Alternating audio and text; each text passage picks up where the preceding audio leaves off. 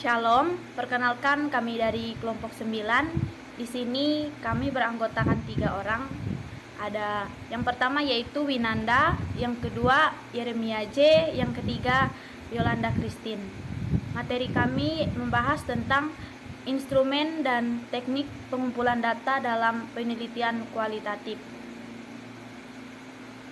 Langsung saja kita masuk dalam materi, yaitu instrumen penelitian.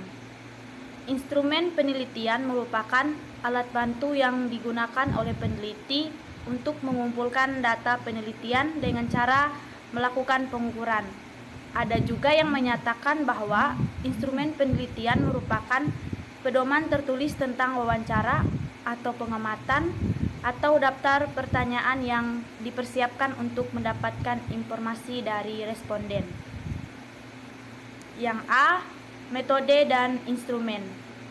Variasi metode dimaksud meliputi angket, wawancara, observasi, analisis dokumen, dan tes. Sedangkan instrumen penelitian adalah alat yang digunakan oleh peneliti dalam mengumpulkan data agar pekerjaannya lebih mudah dan hasilnya lebih baik. Untuk beberapa metode, kebetulan mempunyai istilah yang sama antara nama metode dan nama instrumennya. Instrumen untuk metode angket atau kuesioner adalah angket atau kuesioner. Instrumen untuk metode tes adalah tes atau soal tes. Yang B, pengadaan instrumen.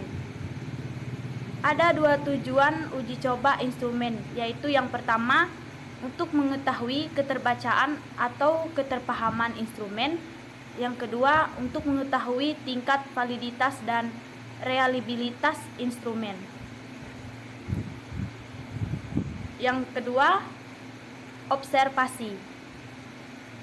Sebagai metode pengumpulan data, observasi biasa diartikan sebagai pengamatan dan pencatatan secara sistematik terhadap unsur-unsur yang nampak dalam suatu gejala pada objek penelitian. Unsur-unsur yang nampak itu disebut dengan data atau informasi yang harus diamati dan dicatat secara benar dan lengkap. Metode ini digunakan untuk melihat dan mengamati secara langsung keadaan di lapangan agar peneliti memperoleh gambaran yang lebih luas tentang permasalahan yang diteliti. Observasi sebagai metode pengumpulan data mempunyai ciri yang spesifik bila dibandingkan dengan metode yang lain, yaitu angket dan wawancara. Sekarang kita masuk dalam bagian yang pertama, yaitu jenis-jenis observasi. Observasi dapat dikelompokkan berdasarkan pada 2 hal, yaitu berdasarkan pada proses pengumpulan data dan berdasarkan pada instrumen yang digunakan. Yang pertama ada observasi non-partisipan. Suatu observasi disebut observasi non-partisipan jika orang yang melakukan observer tidak turut ambil bagian dalam kegiatan atau tidak terlibat secara langsung dalam aktivitas orang-orang yang sedang diobservasi. Yang kedua, observasi sistematis, yaitu observasi yang telah dirancang secara sistematis karena observer telah mengetahui aspek-aspek apa saja yang relevan dengan masalah serta tujuan penelitian. Yang ketiga, observasi tidak sistematis adalah observasi yang dalam pelaksanaannya tidak dipersiapkan secara sistematis tentang apa yang diobservasi. Hal ini dilakukan karena peneliti tidak tahu secara pasti tentang apa yang akan diamati. Selanjutnya untuk yang materi wawancara, saya persilakan kepada teman saya Yolanda Christine. Selanjutnya kita akan membahas mengenai wawancara. A. Pengertian dan macam-macam wawancara. Wawancara adalah percakapan dengan maksud tertentu oleh dua belah pihak, yaitu pewawancara sebagai pengaju atau pemberi pertanyaan dan yang diwawancarai sebagai pemberi jawaban atas pertanyaan itu. Ada beberapa cara pembagian jenis wawancara yang dikemukakan dalam kepustakaan. 2 diantaranya dikemukakan di sini, Cara pembagian pertama dikemukakan oleh Patton pada tahun 1980 sebagai berikut. A. Wawancara pembicaraan informal. Pada jenis wawancara ini, pertanyaan yang diajukan sangat bergantung pada pewawancara itu sendiri.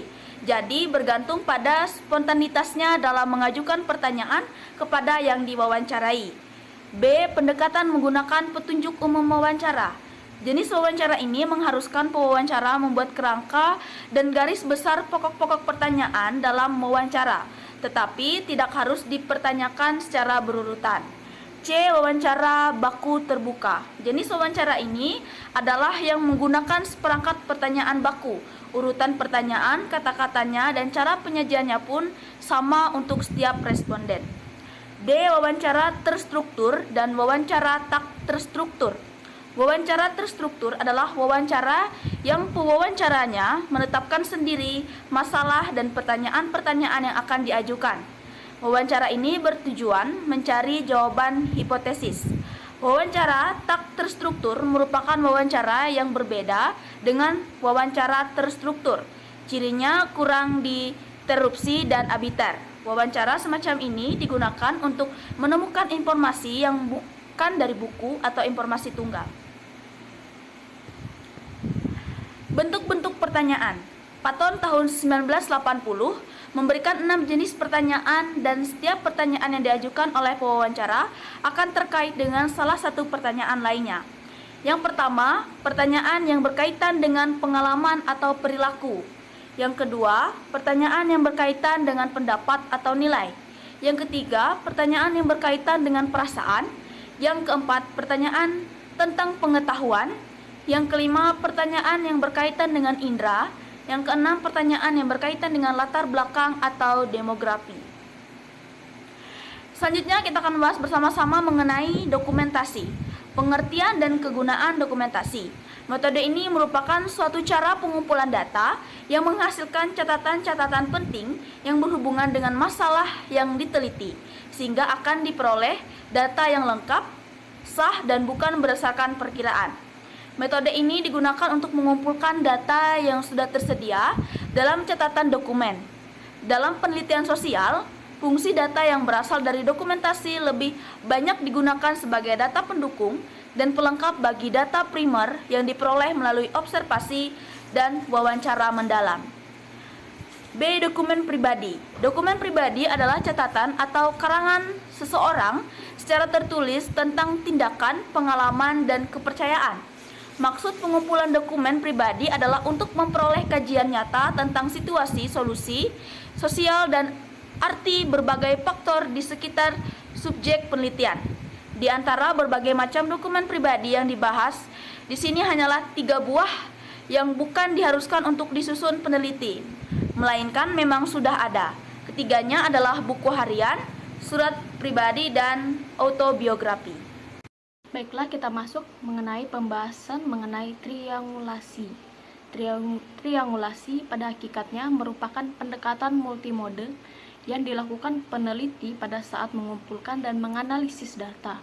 Karena itu, triangulasi ialah usaha mengecek kebenaran data atau informasi yang diperoleh peneliti dari berbagai sudut pandang yang berbeda. Jadi peneliti memperoleh sebuah informasi berdasarkan sudut pandang yang berbeda-beda seperti itu, dengan cara mengurangi sebanyak mungkin bias yang terjadi pada saat pengumpulan dan analisis data tersebut. Pada masa 1950-an hingga 1960-an, mode triangulasi tersebut mulai dipakai dalam penelitian kualitatif sebagai cara untuk meningkatkan pengukuran validitas dan memperkuat kredibilitas temuan penelitian dengan cara membandingkan dengan berbagai pendekatan yang berbeda. Sekian presentasi dari kelompok 9 ataupun video pembelajaran dari kelompok 9 yang menjelaskan mengenai materi kami, yaitu instrumen dan teknik pengumpulan data dalam penelitian kualitatif. Demikian, Tuhan Yesus memberkati kita semua.